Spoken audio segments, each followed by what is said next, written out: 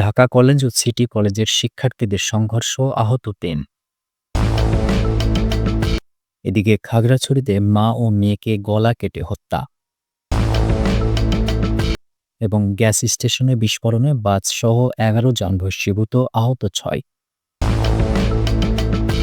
আশুলিয়ায় DB police পরিচয়ে autorickshaw ছিনতাই, আটক ২। এবং সর্বশেষ জানাবো, ঝিনাইদহে বাস ট্রাকের মুখোমুখি সংঘর্ষে আহত ১৫। শুনছিলেন সংবাদ শিরোনাম, এবার বিস্তারিত। ঢাকা কলেজ ও সিটি কলেজের শিক্ষার্থীদের সংঘর্ষ, আহত ৩। রাজধানীর নিউ মার্কেট এলাকায় ঢাকা কলেজ ও সিটি কলেজের শিক্ষার্থীদের মধ্যে সংঘর্ষের ঘটনা ঘটেছে। এ ঘটনায় ২ থেকে ৩ জন শিক্ষার্থী আহত হয়েছেন। বৃহস্পতিবার দুপুর 12:30টার দিকে এ সংঘর্ষ শুরু হয়।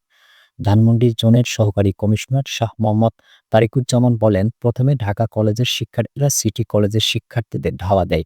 পরে সিটি কলেজের শিক্ষার্থীরা আবার ঢাকা কলেজের শিক্ষার্থীদের ধাওয়া দেয়। এই ধাওয়া পাল্টা ধাওয়ার মধ্যে ৩ শিক্ষার্থী আহত হয়েছে।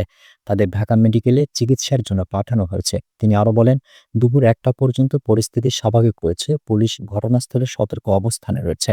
স্থানীয়রা জানান, ২ কলেজের মধ্যে ধাওয়া পাল্টা ধাওয়ার পর সড়কে ব্যাপক যানজটের সৃষ্টি হয়। পরে পুলিশ এসে সড়কে যান চলাচল স্বাভাবিক করে।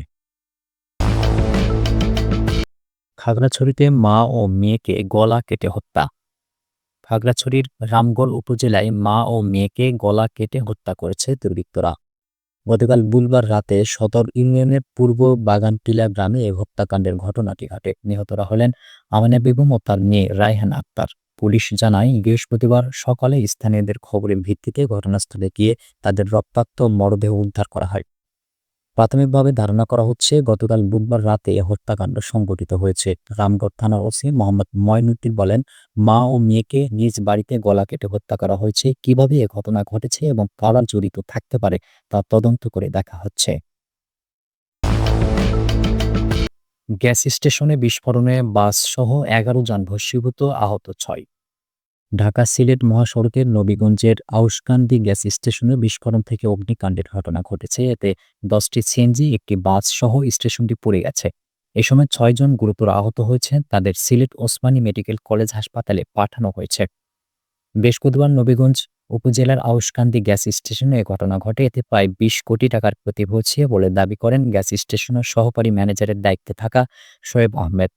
জানা যায়, আজ ভোর ৫টায় একটি বাস আউশকান্দি গ্যাস স্টেশনে আসে। বাসটি সকাল ৬টায় গ্যাস নেওয়ার সময় বিস্ফোরণের ঘটনা ঘটে এবং আগুন ধরে যায়।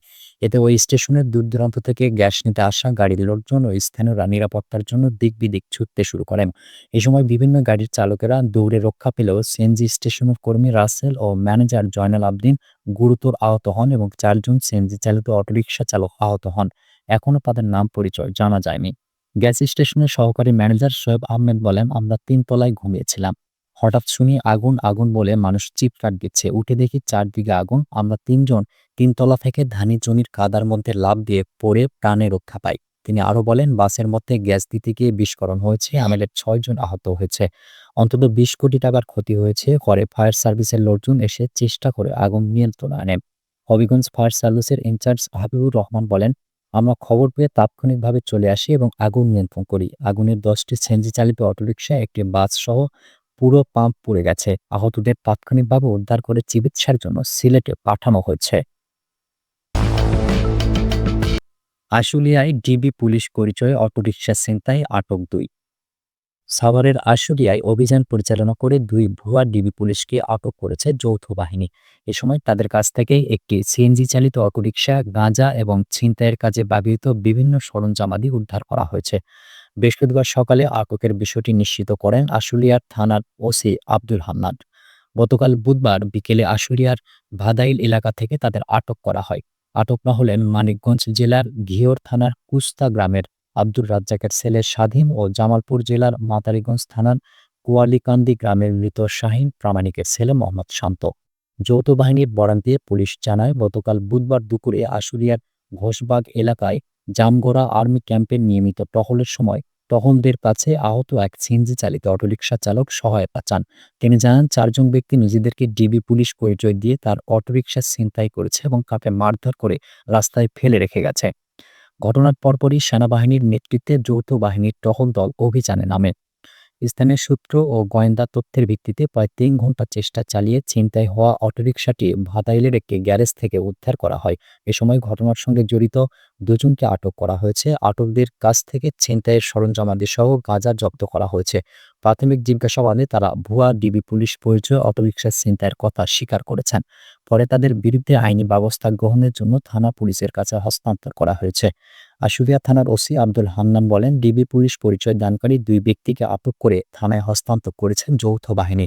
তাদের বিরুদ্ধে মামলা দায়ের করা হয়েছে। বৃহস্পতিবার দুপুরে তাদেরকে ওই মামলায় গ্রেপ্তার দেখিয়ে আদালতে পাঠানো হবে। ঝিনাইদহে বাস ও ট্রাকের মুখোমুখি সংঘর্ষে আহত ১৫। ঝিনাইদহের মহেশপুরে বাস ও ট্রাকের মুখোমুখি সংঘর্ষে ১৫ জন আহত হয়েছেন বলে জানা গেছে।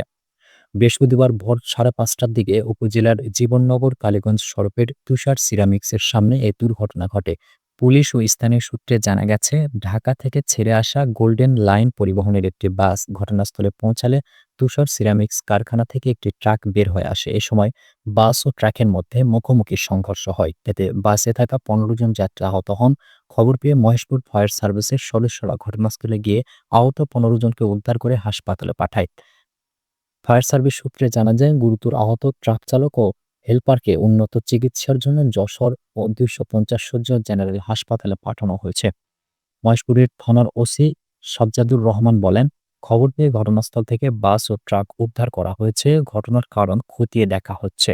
প্রিয় দর্শক, এ ছিল এখনকার মতো সর্বশেষ সংবাদ। পরবর্তী সংবাদ দেখার আমন্ত্রণ রইল।